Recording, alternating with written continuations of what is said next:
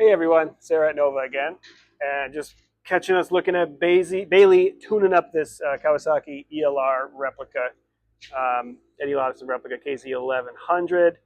If you follow us for a while, we did a video about this a while back. This thing's been in the shop for almost a year, and the reason for that is that it was a lot of detailed cosmetic stuff. So it's really nice to hear it running again. We got Sounds so good. yeah, we convinced the customer to put the correct Kirker back on it, which sounds so much better, looks so much better, is a lot more right on that bike.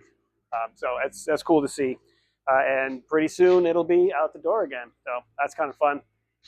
We got our usual array of various projects. I've been spending the day on a BSA motor that we've also talked about in the past, but we want to talk about this machine today.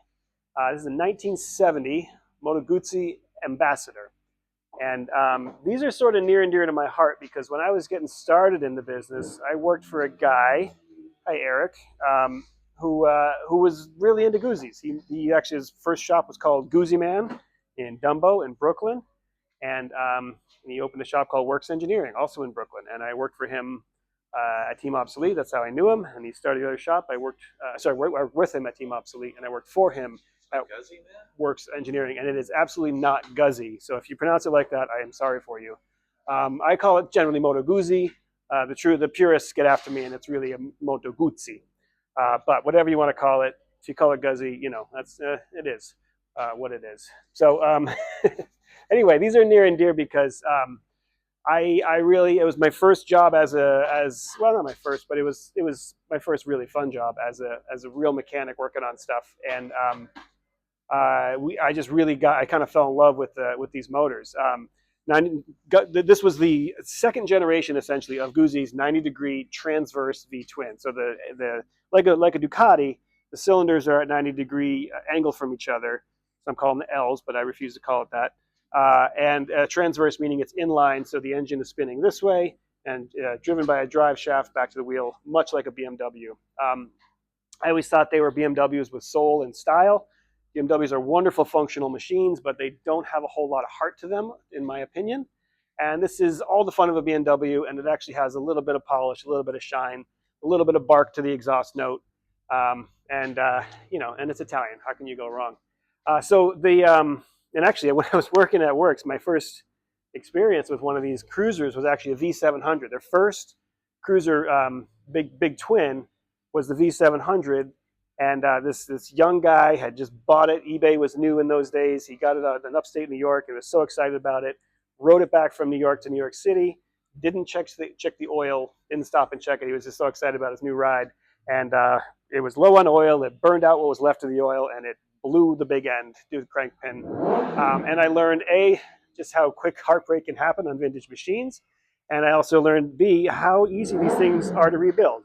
You can access the whole bottom end of the motor by dropping the sump, and provided the crank isn't terribly damaged, you can actually do the job in the frame, which is kind of cool. So I between that story, just working on that bike, and that guy was just so he really wanted to just fix the bike. I really started to fall in love with these things, and I've never been a cruiser guy, and this is sort of their cruiser model, but they handle just so much better than your average cruiser. A lot to talk about on these things, so I'll get through the models just a little quickly. This came after the V700. This was the Ambassador.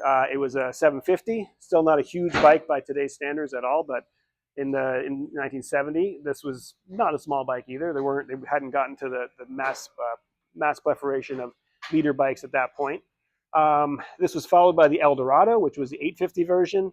I think the Eldo started with a drum brake, but quickly went to the disc brake. And then after the Eldos, we got into the Tonti frames, which is a different frame, and that's a Le Mans, that's the 850Ts, T3s, and a whole other line until let me get the years wrong, but I think until the early 90s, that was their design.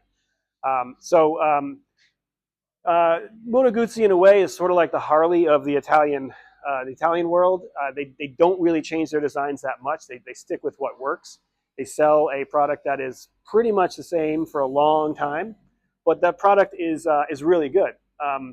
If you were perhaps a baby boomer or of a certain age, you will have recognized these bikes as police bikes. These were actually really popular as American police bikes because they were lighter than the Harleys. You could turn them much faster, and they didn't have quite the the stump pulling torque of the shovel heads that were also on offer in this time period. But they were just kind of better in a lot of ways. At least 100 pounds lighter, if not 150 pounds lighter. You have aluminum rims. These are Barani aluminum rims, which is actually a pretty fancy wheel. Just as a side note, I actually have one of these wheels as a wheel on my Yamaha race bike, my 350 race bike, because it's an improvement over the other things. The front brake, even though it's a drum, it's honking big. It's close to 8.5 inches, and the shoes are incredibly wide. It's one of the more powerful two leading shoe drum brakes that are out there, like were out there in the time period. And to get any more power than this, you had to go to 4 shoes. So it's really it's effective. Everything about the bike is simple, but effective. So it's kind of cool. As I said, I'm not a cruiser guy, but these bikes handle much more like just a regular motorcycle should. You can sit on them all day long, big wide seat, high bars, comfortable riding position, but you don't feel like you're in a lounge chair. And the bike handles speed very well, handles corners very well. They're very nimble, so it's really kind of a cool package. Push rod motor. That was they until they get to their sport bikes in the 90s, everything they did was push rod, and they're still making push rod motors. Like I said, the Harley of the Italian world. What works works. And this one was a 4-speed. I think the Eldorados went to 5-speed, although I'm not an expert on Guzzi. But definitely when they got to the Tantis, they're in the 5 speeds by that point.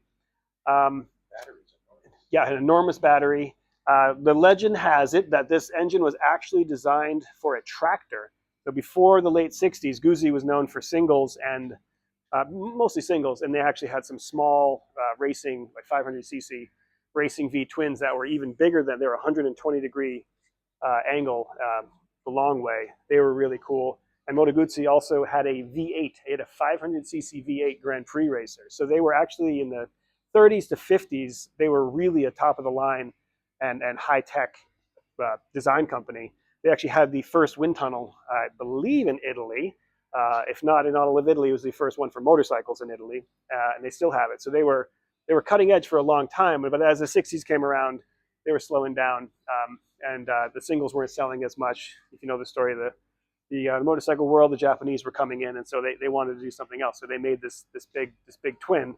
But this engine, rumor has it, was actually designed for a tractor, sort of Cervicar style utility vehicle. So it's very overbuilt for pulling a motorcycle around. These things will really last forever, much like an Airhead BMW. They're overbuilt. They don't get stressed when they get used, so they really would go a long time. I think that's about all I got to say about this. But I really love having this thing in the shop again. And actually, this one. So the shifter. Oh, a heel toe shifter. Yep, there's a heel toe shifter. And I was just about to mention that it came in for some tuning stuff. It had a lot of stuff. Somebody had worked on it and hadn't done the greatest job on it. So we found a lot of little problems. Got it running pretty well, and then we went to test ride it. We couldn't get it to shift properly. So I actually hit up my old boss, Eric, and I said, hey, what do you know about this symptom? And he gave us some stuff to try before actually pulling the whole transmission out. So we may, actually stay tuned for this one, because we may have a update, which is happy news, and we may have an update with the transmission in pieces, because we're not quite sure what's going on with it yet.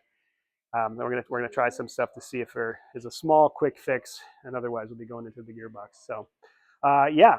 So if you have any thoughts about this generation of Guzzi, please share it. Again, I love these things. I fell in love with them.